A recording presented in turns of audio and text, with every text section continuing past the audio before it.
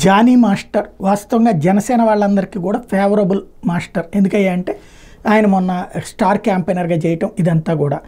అదే సందర్భంలో నాగబాబు గారు కీలకమైనటువంటి ట్వీట్ చేశారు.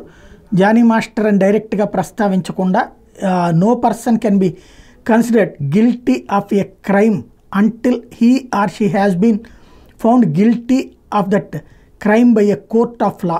ఇది సర్ విలియం గ్యారో స్టేట్మెంట్ ఒకటి. అట్లాగే don't believe everything you hear, there are always 3 sides to a story,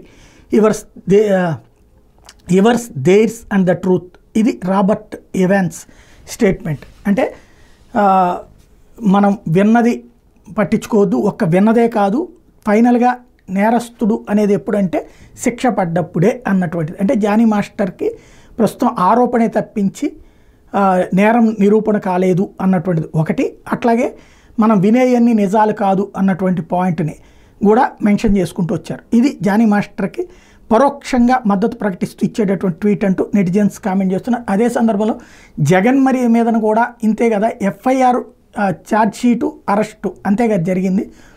అతన్ని నేరస్తుడిగా ఏమి నిరూపించలేదు కదా, మరి అతని మీదన మాత్రం నేరస్తుడు అని మాట్లాడుతూ ఉంటారు కదా అంటూ ఇటు కొంతమంది వైఎస్ఆర్ కాంగ్రెస్ పార్టీ వాళ్ళు క్వశ్చన్ చేస్తారు. ఇక అది సహజంగా మాటల యుద్ధం నడుస్తుంటుంది.